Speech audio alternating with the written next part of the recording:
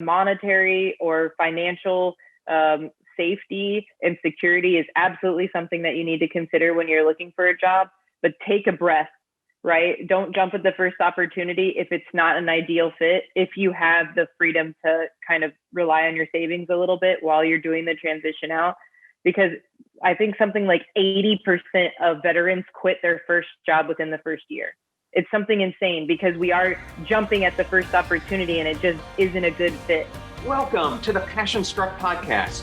My name is John Miles, a former combat veteran and multi-industry CEO turned entrepreneur and human performance expert. Each week, we showcase an inspirational person or message that helps you unlock your hidden potential and unleash your creativity and leadership abilities. Thank you for joining us today on the show, and let's get igniting.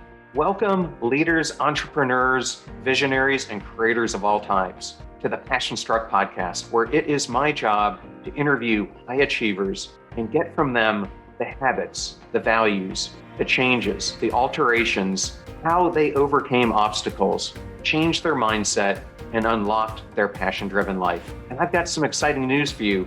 In addition to now being rated one of the fastest growing podcasts in the world and ranked in the top 2.5% globally, we have also crossed 10,000 downloads a few weeks ago. And I am so excited and thankful for all your support. And I wanted to do call outs to those of you in Wyoming, Georgia, Pennsylvania, and Arizona for carrying a huge part of that load. Thank you for watching or listening to the show. And if you would like a specific topic or guest, please DM me at Instagram at Passion Struck Podcast and give me who you would like to hear, what topics, and I will do my best to get them covered in updated shows and reach out to those guests to see if they'd be willing to come on the show. Former Blue Angels pilot John Foley said, "Glad to be here." Those 4 words meant something very special to me when I was a Blue Angel. It was our mindset. It expressed our joy, our awareness, and our readiness to perform at the highest levels. It was a statement of our love, our commitment, our trust, and our respect for everyone on the Blue Angels teams, pilots and crew alike. Each time a member of the Blue Angels said, "Glad to be here," a special bond was reaffirmed and strengthened. And I've known John for nearly 2 decades, and I know for a fact that they still say, "Glad to be here," in the Blue Angels teams to this very day. And it's that mutual respect that they have for each other that statement has so much power. And today I am so excited to bring another member of that team, Katie Higgins Cook, someone I've known for a few years now, who is going to give you such a powerful interview today about how she became the first female Blue Angels pilot and now how she is transitioning out of the Marine Corps and into civilian life. So many lessons from her today about inspiration, about her time in combat, about her time in the Blue Angels and what that meant to her, how she transitioned from that and the legacy that it's carried on in her life. You're not going to want to miss any of it, from her time at the Naval Academy to becoming a Marine and so much more. But let me tell you a little bit more about Major Katie Higgins Cook. Katie grew up in Severna Park, Maryland, and attended the United States Naval Academy, and later graduated from Georgetown with a Master of Arts degree in International Security. She attended TBS, becoming a Marine Corps officer, and earned her wings of gold a few years later. During her time on active duty, Katie deployed to Afghanistan in support of Operation Enduring Freedom, as well as a deployment to Africa in support of contingency operations. Katie joined the U.S. Navy Blue Angels in September 2014 as the first female pilot in the history of the famed demonstration squadron. She served as the aviation safety officer, followed by the officer in charge of the C-130, effectively known as Fat Albert. Her decorations include 2 Meritorious Service Medals, 5 Air Medals, the Navy and Marine Corps Achievement Medal, and various personal and unit awards. She currently works as a Director of Sales Strategy for Global Public Sector at Salesforce. Katie is married to another Blue Angel alumni, former Major Dusty Cook, United States Marine Corps, and they have 3 children. Now, let's get on with this awesome interview with Katie Cook.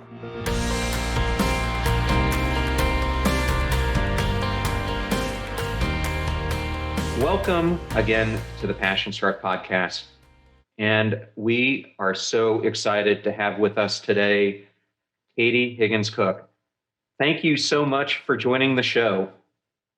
I'm so happy to be here. Thanks so much for having me. This isn't the first time you and I have spoken, but it's the first time we've actually met on camera. So I'm so excited to get to do this with you again. And the first time I got the opportunity to interview you, your interview turned out to be the largest viewed episode that year that I had done on Bold Business. And just so you know, I mean, that's with interviews that we put up with people like Jack Dorsey, Jim McKelvey, Satya Nadella, Keith Broch, General McChrystal, and you had more views. So so glad to have you here, and you obviously have a huge fan club, and I can understand why.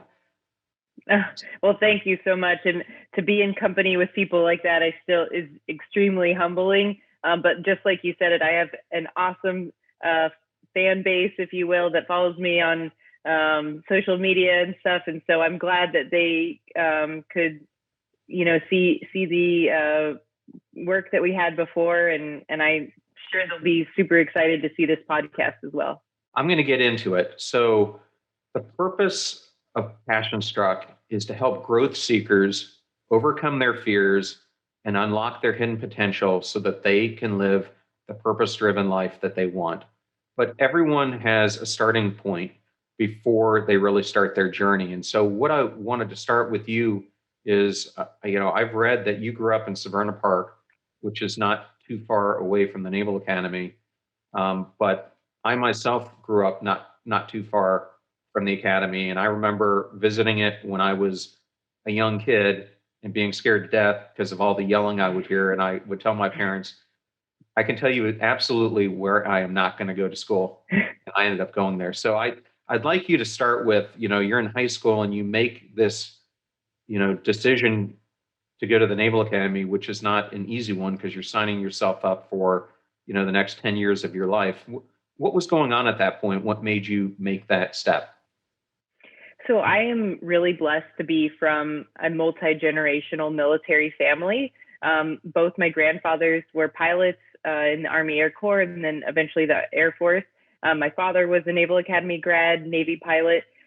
So growing up, I was very close with my paternal grandfather. His family actually immigrated to the United States from Sweden. And his family basically went from nothing to upper middle class in one generation because Wow. He did 20 years in the Army Air Corps, right? And so he really stressed this idea of service and giving back to this country that had given so many opportunities to my family. And so I didn't know if I was going to be a firefighter, police officer. And, eventually I even considered the nunnery at one point, but I wanted to have children and they tend to, frown upon that. So ultimately I decided to kind of follow in my father's footsteps. And that was early on in my high school career, maybe freshman year. And so everything that I did in freshman year was tailored towards making myself look competitive for the academy, getting involved in clubs and sports and grades and SAT scores and all that stuff. But, it was still a bit intimidating because I knew that I was not just signing on the dotted line for the next 4 years like a normal college student. I was signing on not only for 4 years, but for a 5-year commitment minimum after that. And if I decided to stay in, I was a 17-year-old kid making a 25-year decision right then, and it was a bit intimidating. And everyone who I had a pretty easy time in high school. I was a nerd. I was valedictorian. I also was a competitive swimmer. And so it really wasn't until I got to the academy that I had been challenged and experienced failure really for the first time. And I was experiencing it alone, right? I didn't have my parents. I didn't have my brother. And so it was definitely daunting. I can tell you on I-Day, my dad actually cried, not because he didn't think I could do it, but because he remembers what the academy was like when in the first or second class of women. And so he was terrified for me. But obviously it turned out for the best, but it was definitely a challenge. Yes. Well, one of the people I think I told you about before, who I've also interviewed, is astronaut, distinguished graduate Captain Wendy Lawrence, who when I was at the academy was my physics instructor. But Oh, really? Very yeah, but cool. she was in the second class to go through. And could you imagine being in the second class that went through and your father was the superintendent? No, I couldn't. Like, and my father's good friends with Wendy Lawrence, and so I've actually met her before, which is awesome. But I could not imagine having your dad as the superintendent. You already have a spotlight on you, but that's probably how she, rose to greatness and overcame so many obstacles to become an astronaut. So what a wonderful example that she is for women like me. Well, it's a good segue because you and she ended up taking similar paths after getting out of the academy. She went in the Navy. You ended up taking a what I think is a more difficult path and becoming a Marine Corps officer. But she became a pilot because she knew, in her case, that becoming a pilot was key to someday becoming an astronaut. In your case, what caused you to make that service selection? And at that point in time, when you made it, why did you pick Marine Corps aviation over Navy aviation? So I would say I was most greatly influenced by the Marines that I was introduced to over my summer training. So for those that don't know, at the Naval Academy, over the summers, you can go to a submarine or a ship, or you can even tag along to a squadron sometimes. And all the Marines that I had been exposed to were extremely professional, were extremely knowledgeable in their job set and their MOS, as we call it, mission of specialty. And I just felt like they were dedicated and to these principles of, honor, courage, and commitment that motivated me so much to go to the academy. And so I knew that I wanted to lead those types of people. And so my decision to be a Marine really came before I decided that I wanted to be a pilot. So when I did my service selection, I actually put Marine Air, Marine Ground, then Navy Air. Obviously, being a pilot is something that I was passionate about because my grandfathers did it, my father did it, and it was something that I was obviously very interested in. But being a Marine at the time was more important than flying if I had to make the choice. Luckily, I got to do both, right? Be a Marine pilot. But I can tell you, I felt adversity like right from the beginning. As soon as I selected Marine Corps, there were classmates of mine at the academy telling me like there's no way that I was going to do it, that Chesty Puller would be rolling over in his grave, or even more bullying than that, like, oh, someone's going to throw a grenade in your tent because you're going to be a terrible officer. Like it got to be like pretty bad bullying for me. And I just took that upon myself to prove them all wrong, right? And I went to the basic school, which is our 6-month course that all Marine Corps officers have to go to. And I'm not saying it was a cakewalk at all. I did pretty well academically and in land nav, which are two big things that we do. But I definitely struggled with some of the physical aspects there. I'm smaller, in stature. And so carrying a 70-pound pack is not easy, especially if you haven't done it a lot growing up.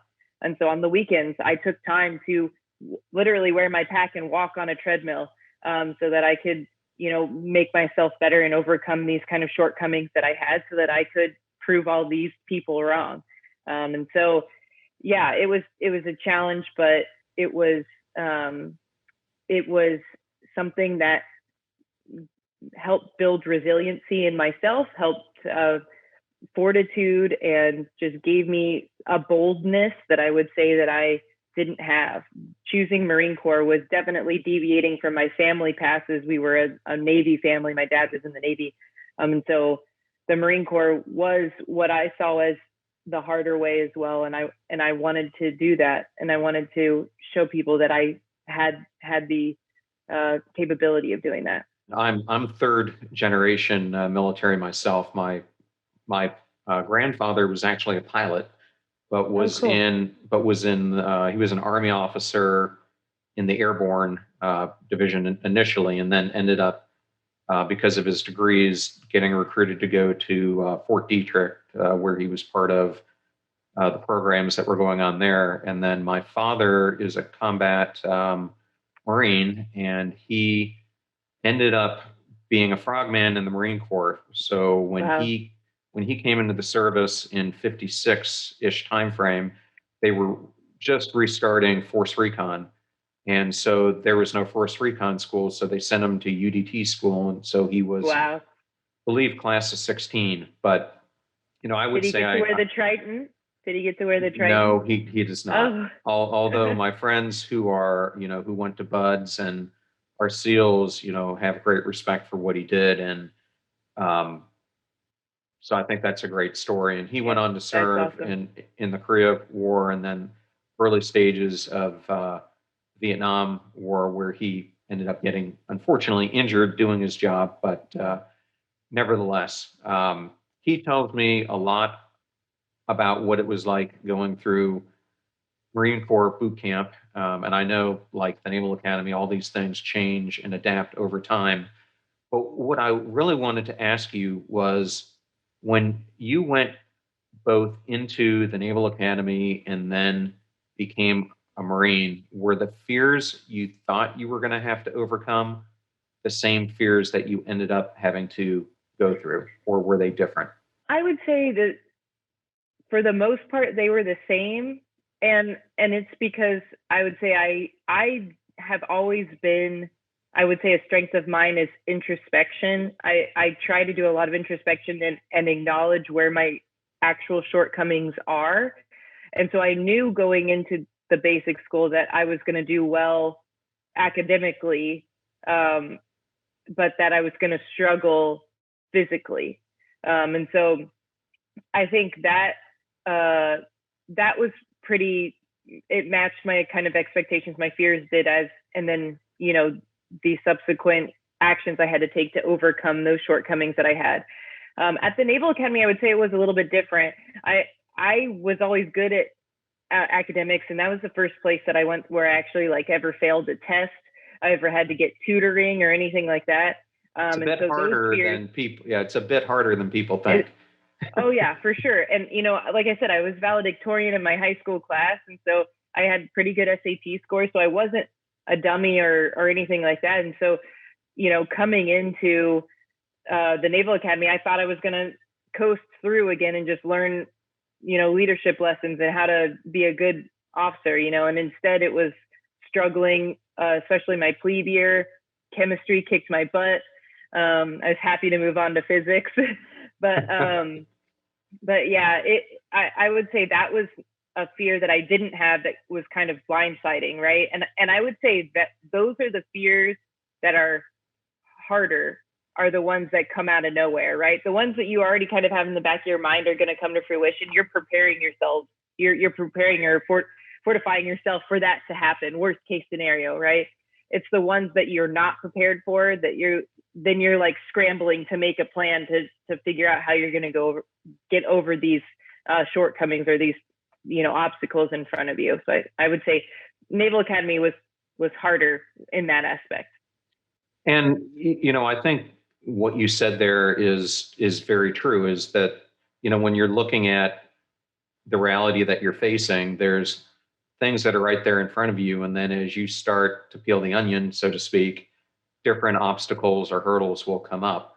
So, for the listener out there, what's a piece of advice you would give them for facing those fears or obstacles that come out of nowhere, and what did you do to overcome them?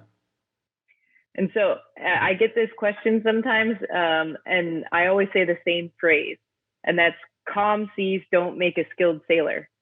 And so it's not those easy times in your life, right? It's not the calm seas, the smooth sailing where everything's going the way that you want it to, that shape you as a person.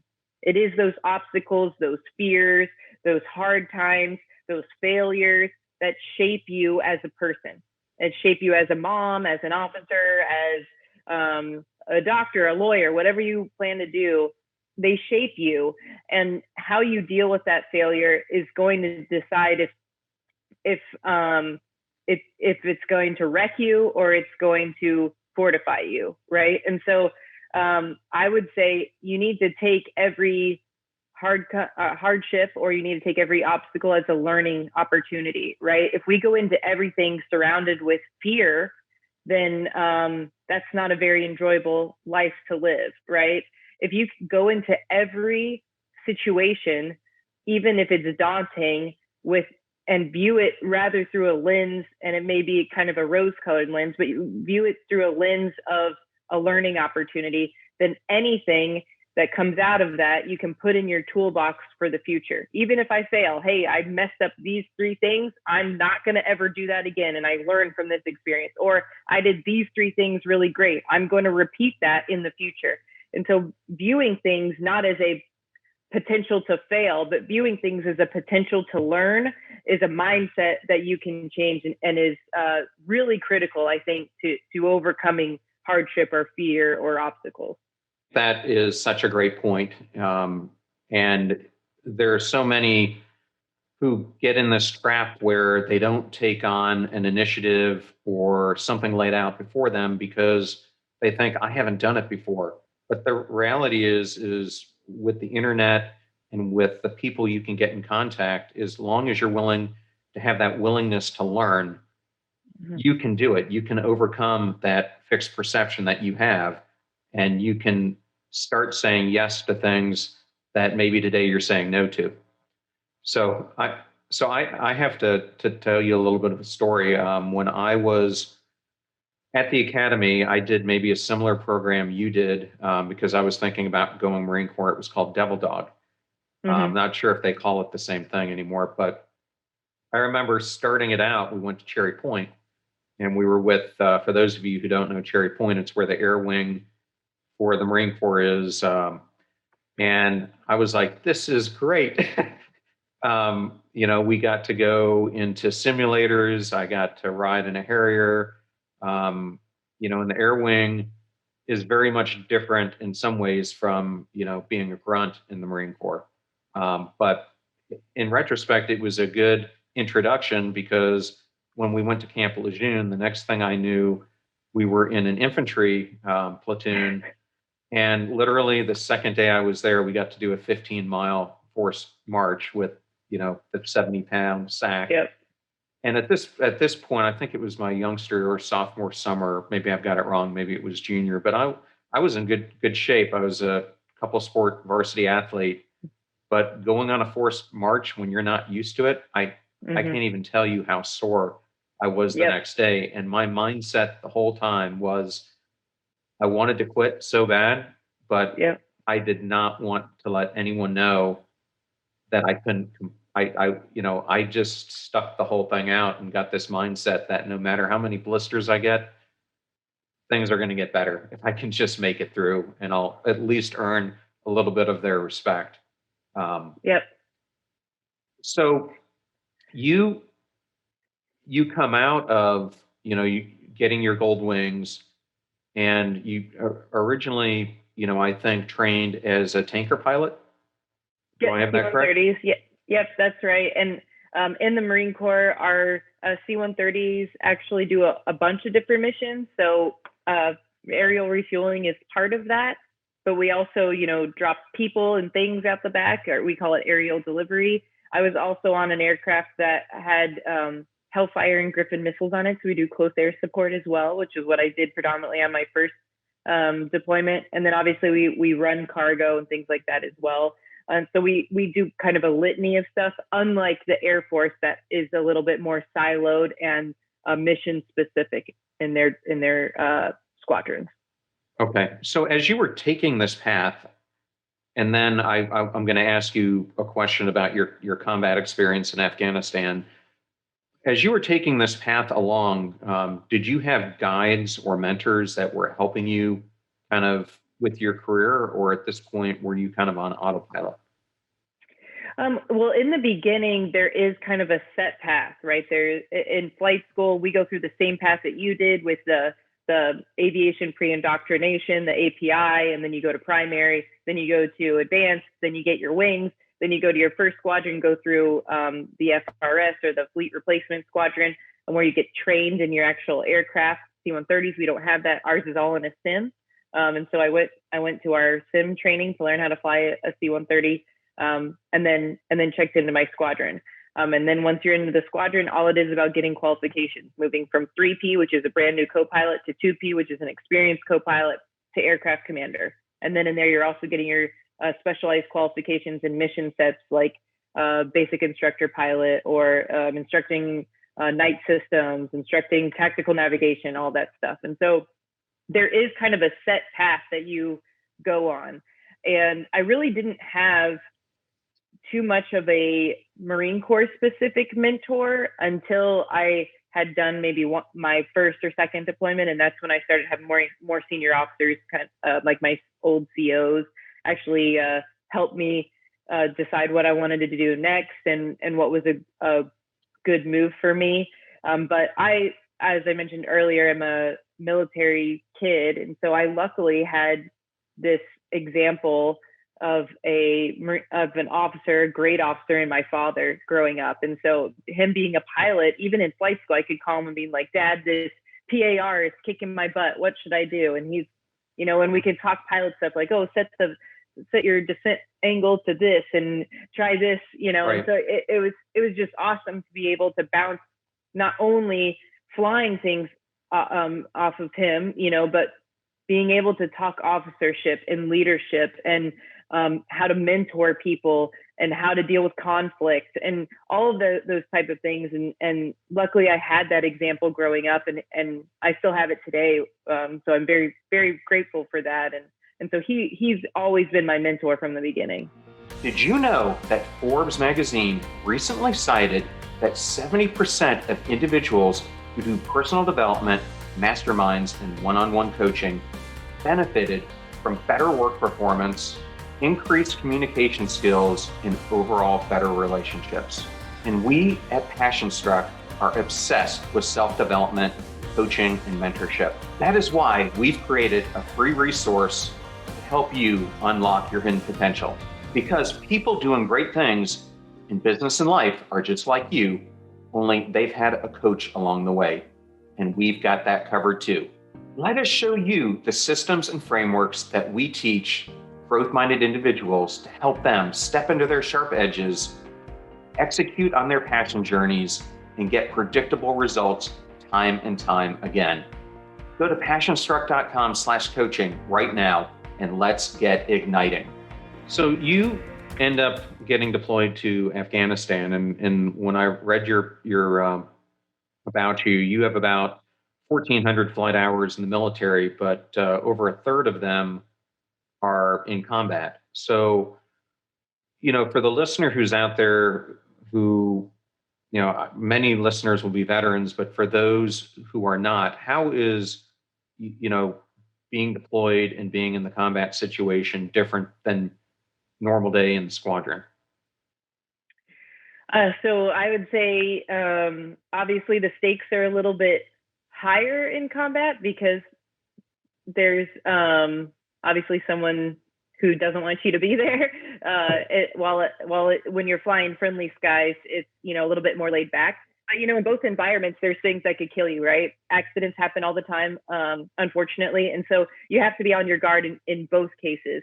But I would say in combat, there's no turning the mind off. There's no, hey, the day's done, I can go home, sit on my couch and veg and watch TV, right? Because you could be in your can or your rack, if you will, and a missile attack comes in, and now you're putting on your flak and you're going outside and getting a bunker. So there's no turning your mind off in a combat zone. There's no truly relaxing. You could do some fun stuff, and don't worry, I binge watched West Wing on my first deployment, and it got me through it. But you're always kind of on your guard, and so and the stakes are so much higher for the people that you're supporting. When you're in country, when you're at home in garrison, you're like running parts for people, or you might be giving gas, but it's in a training environment, right? Like the accidents can still happen, but it's no one is dying from enemy action. Obviously in combat, especially when we were on our close air support missions, like even now talking about it, the adrenaline's starting to go in my body, right? Because when someone reads you a 9-line and you're getting ready to shoot a missile at some bad guys that are pinning down American forces, like, you can't fail there, because that's someone's dad and brother or sister or mother, and they're Americans. And that's why you're an aviator, is to support those people on the ground. And that's how we fight as a MAGTAF in the Marine Corps. And so to be able to do that was my greatest achievement, I would say, in my career, was being able to help those people on the ground. And so that's really, really the difference, is the stakes are so much higher in combat. Yeah, I can agree more. And I've had a number of different experiences, but, I'll just bring one of my own. I happened to be on the USS Kidd, which is now decommissioned, but was they call it the Ayatollah class, because we were going to give 4 destroyers to Iran, and then ended up not doing the deal. So they always carried that name, but they were a bit more sophisticated than at that time the Spruance destroyers. And we were off the coast of Bosnia at that time. It was the Bosnian conflict, and the former Yugoslavian Navy had these OSA-1 patrol craft that on the surface you wouldn't think could do much damage, but they carried Russian Scud missiles on them.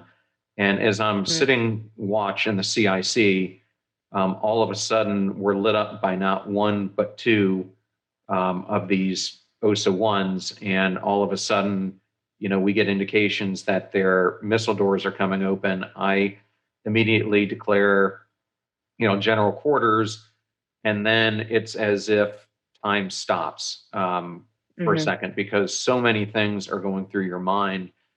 And at the time, I happened to be the cryptologic/intelligence officer on board. And so the commanding officer comes in and says, Ensign Miles, what do you think the intent is?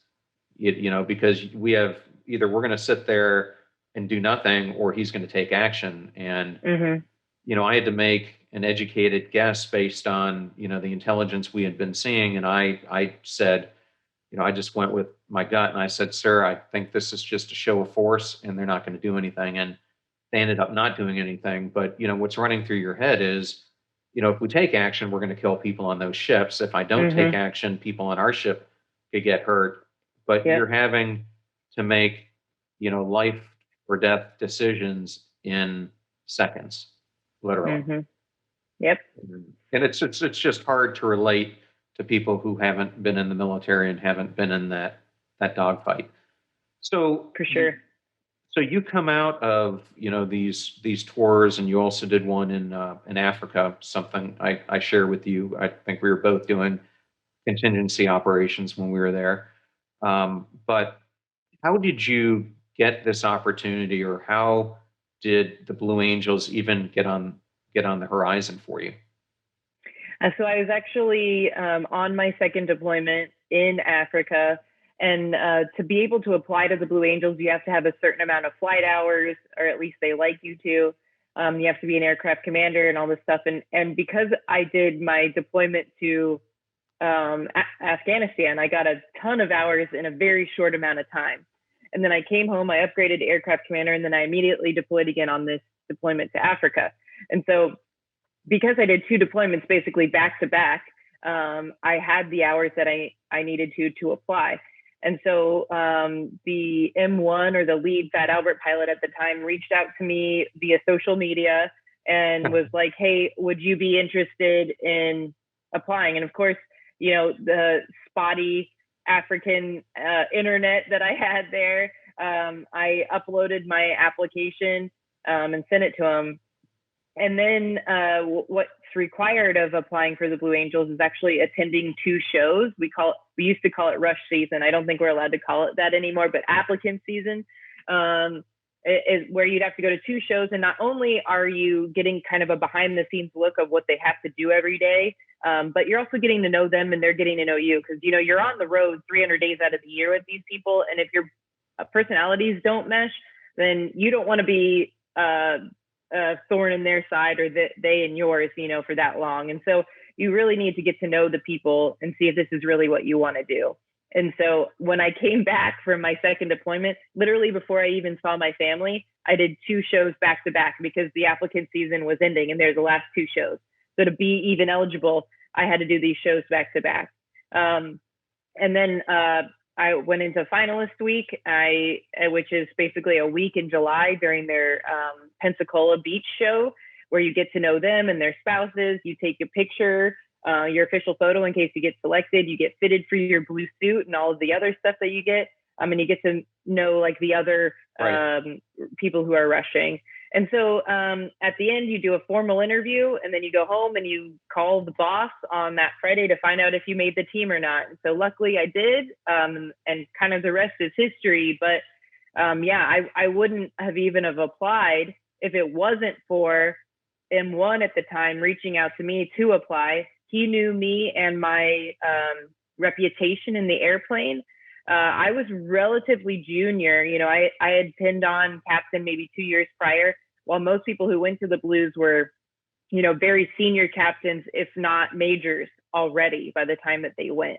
And actually 2 people that I know who have been on the team actually pinned on lieutenant colonel while they were flying Fat Albert. And so as you can imagine, I was very, very junior. And so I could have waited a couple more years. I could have done a whole nother tour and then applied for the Blues. But this M1 really encouraged me to do it. And so I did. And, like I said, the rest is history. Yeah. So, that's fantastic. And being a first.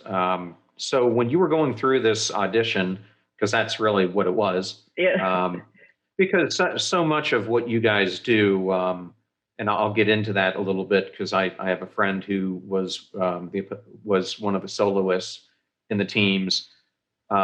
It's so much of it depends upon teamwork and that bond that the team has together. And as you were going through this interview process, were you the only female who was in the selection process, or were you competing against other females as well for the slot? I was the only female pilot. There was no other female pilot during the finalist part. There was a F-18 female pilot earlier on in the selection, but she didn't make the finalist my year. I think she reapplied a couple years. She reapplied while I was actually on the team, and she got all the way to the finalist and then wasn't selected. So there have been a couple women that have been in the pipeline, or have been, almost on the team, but I was the only female pilot while I was being selected. Okay. And I've been lucky enough to get some rides in, F-18s and F-14s, and it's a fun time. But looking at some of your Instagram pictures, it looked like you got to get a ride when they were actually doing either a practice or a show, which must have been a completely different type of experience. Well, actually, so 3 months out of the year, January to March, we actually go to El Centro, California, and that's where we do all of our winter training. And so all the new pilots they start out, very basic, and then they advance to the Diamond, and then they advance to the Delta, which is all 6 planes together. But what some people don't know is our second year pilots, so number 5 and and then whoever's the senior pilot out of 2, 3, and 4, sometimes will fly people in the back. They usually are active duty individuals. And so to be able to train having someone in the back, they would put the Fat Albert pilots in the back during winter training to get used to having someone back there. Because imagine the type of G's that they're pulling without a G suit. They need to vocalize or prepare the person in the back. So, hey, G's are coming on now. Hey, do your hick maneuver. Hey, we're going to be turning a full 360. And so to teach them to start talking out loud and preparing people in the back, we would be their guinea pig, right? And so if they tried to black you out because they didn't give you a warning, you could give them some feedback that was like, hey, next time, give me a warning. And so we were just kind of the guinea pigs when Fat Albert was in phase. So she was in maintenance for the first part of the first 3 months that we're there. And then we start our training in the back half. But yeah, so I got to fly all the time in El Centro, which was great. And then occasionally if we took all 3 pilots on the road and I wasn't flying the Fat Albert show, I would get to go in an actual show, which was great too. That's fantastic. Well, one of the questions I had is when you're seeing them perform, you think that this is this extremely sophisticated computerized thing that's going on. And my understanding from my friend, and maybe it's changed, is that they're doing a lot of these maneuvers by using a stopwatch that's in each of the planes, or that's how they used to do it. So they do a lot of that for sure. It's not, well, I can't speak to the Super Hornet that is just coming online this year. My experience is with the Baby Hornet or the Legacy Hornet. But under the Legacy Hornet, a lot of it is visual. It is stopwatches. They actually pick points on the ground. You know, hey, the Dick's Sporting Goods, or you know, the Walmart or the water tower. These are like visual references for them. And then they also have visual references on each other, particularly, and anyone who's flown formation knows this, but you can line up like, hey, I'm going to line up my vertical stab with number two's, you know, canopy bow or whatever it is to make the reference correct or the distance between them correct. And so they have these kind of, it's very, very visual for them. And that's unfortunately why there was an accident several years ago where, you know, both with the Thunderbirds and with the Blues, where multiple people are unfortunately killed because your wingmen are literally looking at boss or looking at somebody else, not looking at the ground because they're just trying to get visual references. And so, yeah, it's crazy that with all this technology and our stealth capability and the cool stuff that you see with the F-35 and the F-22, none of that is going on in the Blues, and they don't even wear G suits. They actually, to take some of the play out of the stick, they actually have a 45-pound spring that goes onto the bottom. And so they're doing like a 45-pound curl the whole time. And that takes kind of the play out of it. It's crazy the amount of strength that they have and, you know, endurance that they have. So it's pretty crazy. That's incredible. Well, the pilot I knew flew many years before you. It was a gentleman named John Foley. And I remember him telling me that one of the main sayings that they had for the Angels was glad to be here. And I was wondering if, while you were part of the team, that was still their slogan and what that slogan really meant, because I think this camaraderie and mindset that we're talking about is all wrapped into this saying. Yep. So glad to be here is still definitely used. And generally it comes during debriefing.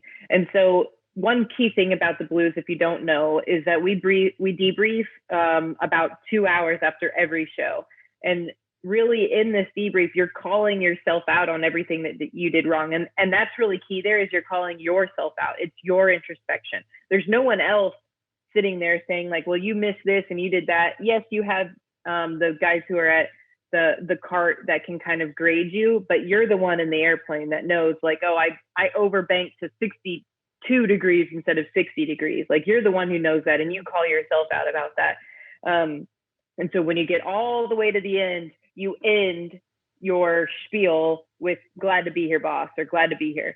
And I think sometimes you can tell, like in a very heated discussion about whatever, people can use it as like glad to be here, you know, it could be right. Kind of, you know, sarcastic or whatever, but you're recaging your brain at the end that being a Blue Angel, even the worst day on the Blue Angels, is still a privilege, right? I am glad to be a part of this team. I'm glad to represent those men and women who serve and are overseas. I'm glad to bring attention to those that are still serving when, you know, on the 24-hour news cycles, you know, people forget that we still have forces in Afghanistan. We have forces in Syria and Iraq. We have people that are deployed on ships all over the world that can't be home with their families on the holidays. And so it is a privilege to wear this blue suit, fly this airplane at 40 feet off the ground at 320 knots, and to be able to represent those women and the pride and professionalism of the Navy and Marine Corps.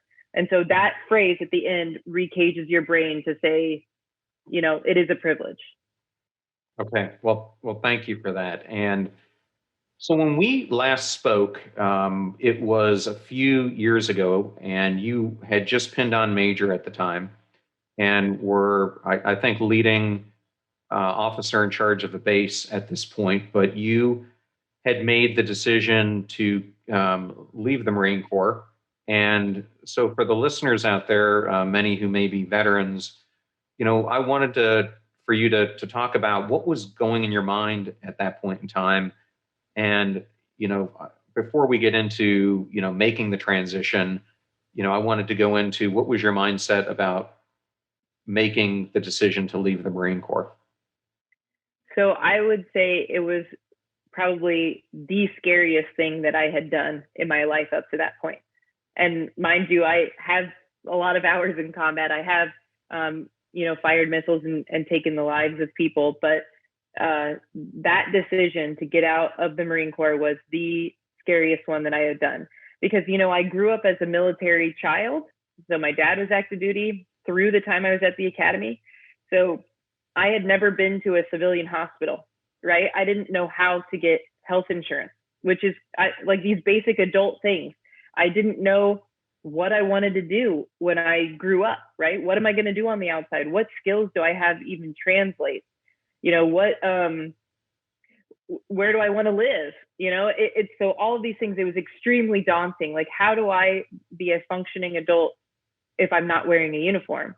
And I was scared of leaving a career that was promising, right? I maybe could have gone on to be a squadron commander, or maybe I could have gone to be a WTI. Maybe I could deploy again. I was leaving something that I knew I was good at to completely reinvent myself into an uncertain future. And the decision that drove me, or the factors that drove me to actually get out, were my children. When I was on the Blues, when I deployed, all of that, I was, alone and unafraid. I didn't have people that relied on me. And so now I had 2 children on active duty when I was the commander of MWSS 271, the Air Operations Company commander at 271. I had 2 children back to back there.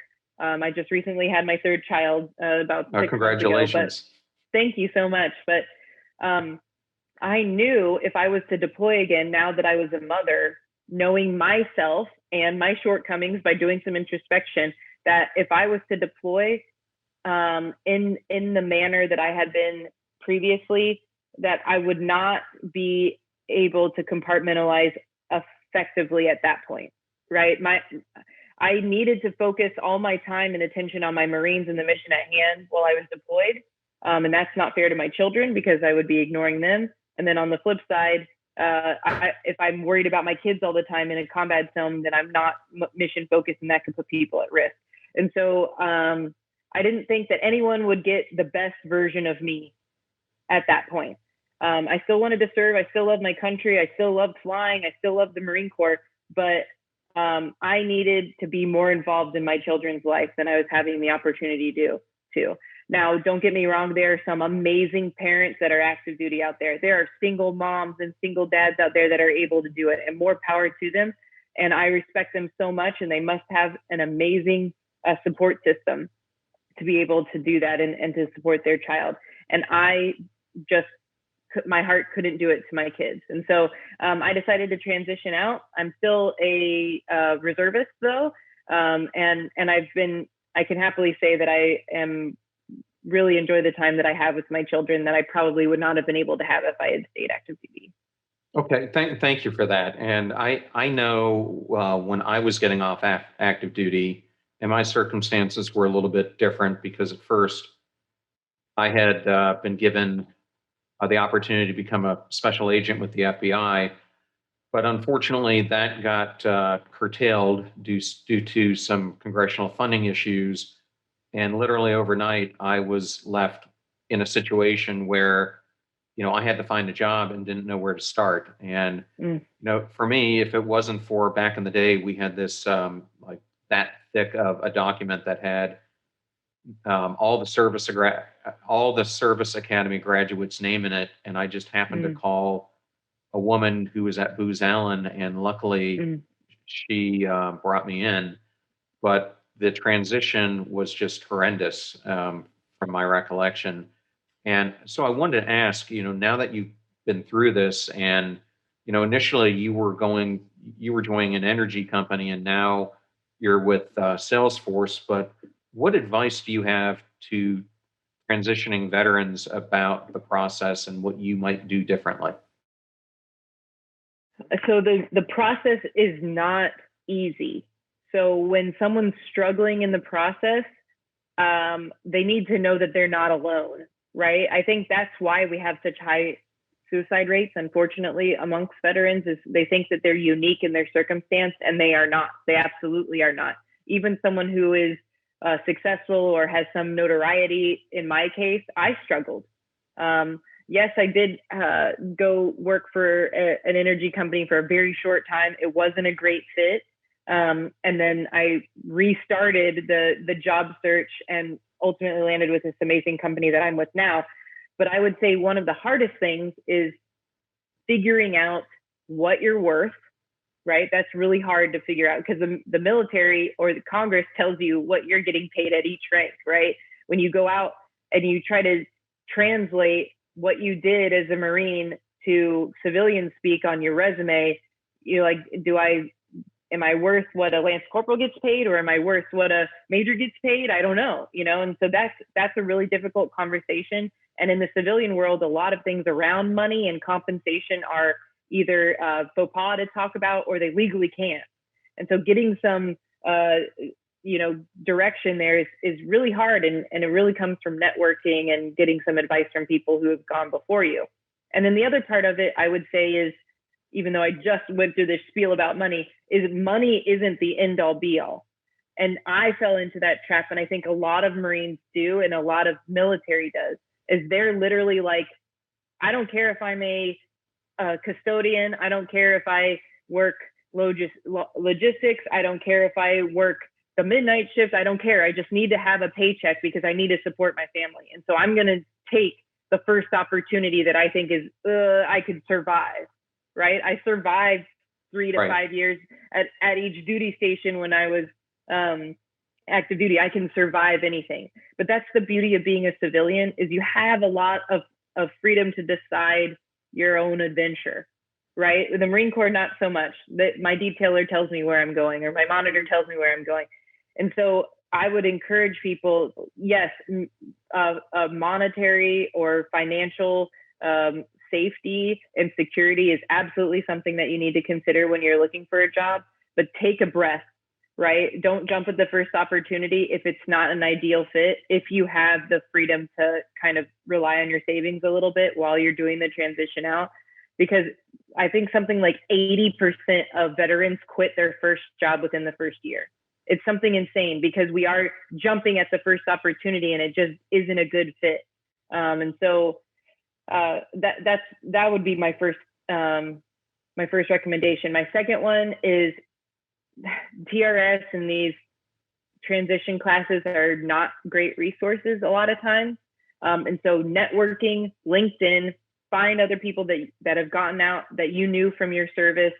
Networking can get you referrals into certain companies that you want to apply for. You can reach out to these people, like, how is the company culture? Should I even apply for this job? And so networking gets you so much further than just randomly sending your resume out online. So that's definitely my second recommendation. People who are transitioning overall are one of the main things that I end up helping with, and veterans, of course, as well.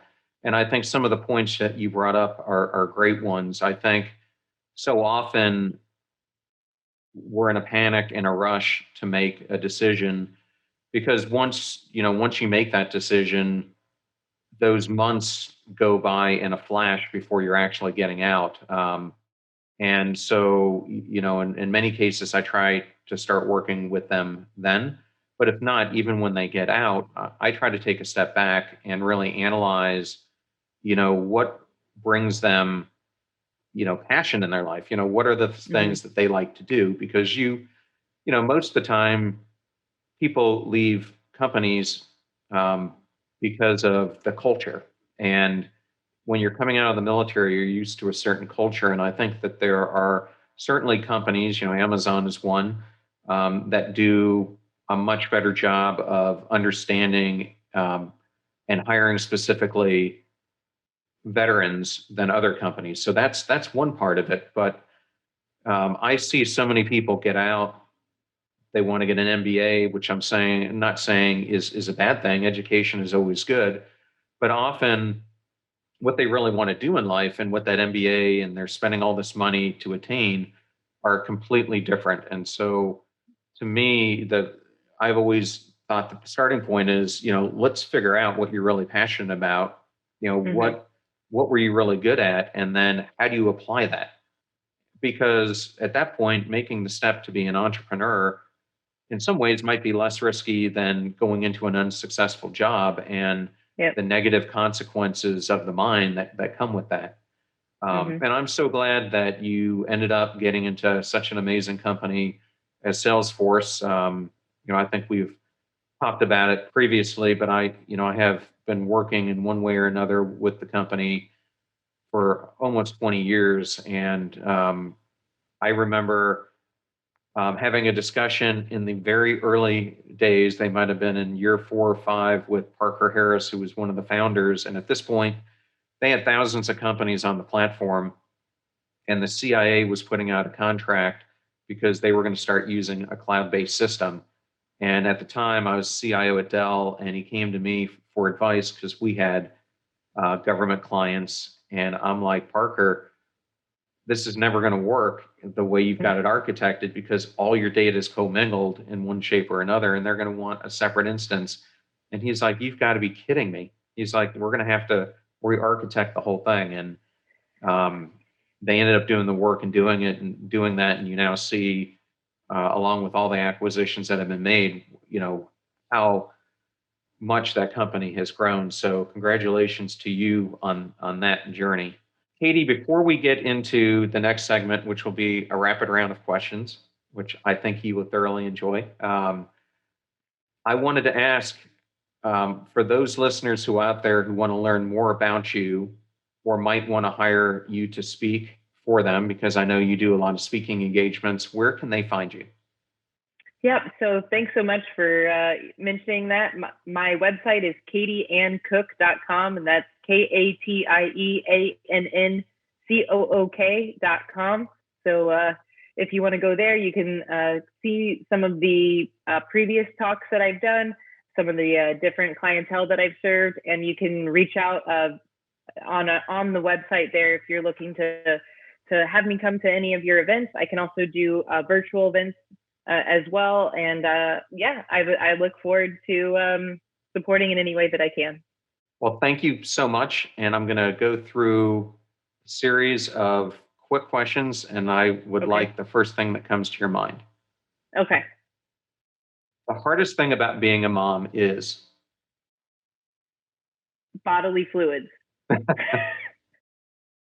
If you could meet one person, alive or dead, who you've never met, who would it be? Sally Ride. You somehow were on the Mission to Mars crew, and one of the things that you were able to do once you got there was to establish one law that you could put in place. What might that be? I would say it would be establishing protected groups of people from hiring discrimination. Okay. So gender, race, sexual orientation, pregnancy, handicap, whatever it is, establishing a law to protect people against discriminatory hiring all the way in the beginning.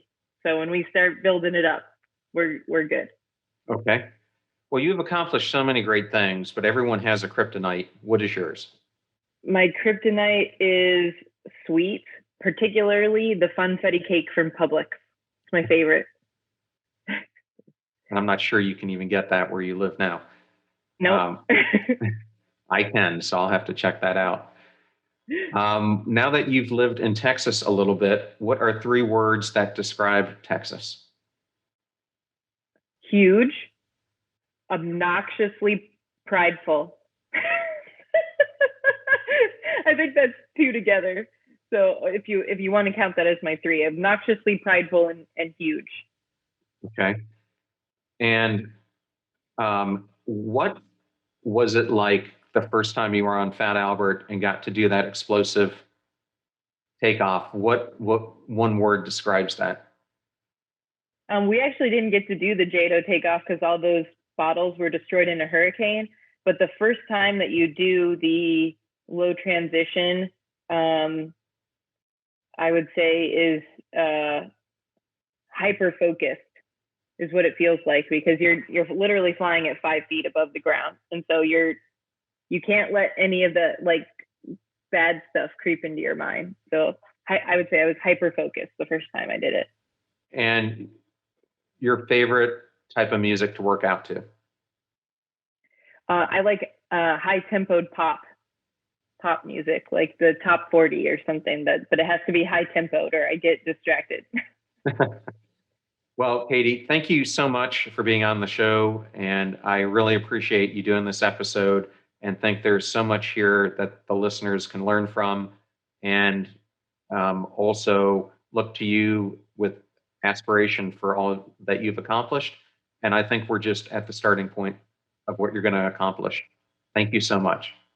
Thank you so much. I had such a great time, and it's great to connect with you again. And I really appreciate all of your listeners out there taking the time to entertain my story. I hope you enjoyed that interview with Katie Cook as much as I did. Wow, does she not disappoint? So much to unpack and learn from her. And in the future, I have more inspiring guests just like her coming on the show. I also have some great solo episodes coming up. One on the power of choice and why it is so important if you are a leader, an entrepreneur, creator, or a visionary of any type. Power of choice can make the difference between succeeding or failure. And I know this personally, and I've seen it happen again and again through the choices that we've made. I want to thank you all again for making this show such a success. And I would ask you to please, if you love one of these episodes, please give us a 5-star rating. Please send this to your friends. And you can always DM me on Instagram at Passion Struck Podcast. Follow us on Facebook on my personal page there, or you can contact me on LinkedIn at John R. Miles. I appreciate your support so much, and you are making a huge difference to helping us make passion go viral from millions worldwide. Thank you, and I can't wait for you to join us on the next episode. Thank you so much for joining us. The purpose of our show is to make passion go viral. And we do that by sharing with you the knowledge and skills that you need to unlock your hidden potential. If you want to hear more, please subscribe to the Passion Struck Podcast on Spotify, iTunes, Stitcher, or wherever you listen to your podcasts at. And if you absolutely love this episode, we'd appreciate a 5-star rating on iTunes and you sharing it with 3 of your most growth-minded friends so they can post it as well to their social accounts and help us grow our Passion Struck community. If you'd like to learn more about the show and our mission, you can go to passionstruck.com, where you can sign up for our newsletter, look at our tools, and also download the show notes for today's episode. Additionally, you can listen to us every Tuesday and Friday for even more inspiring content. And remember, make a choice, work hard, and step into your sharp edges. Thank you again for joining us.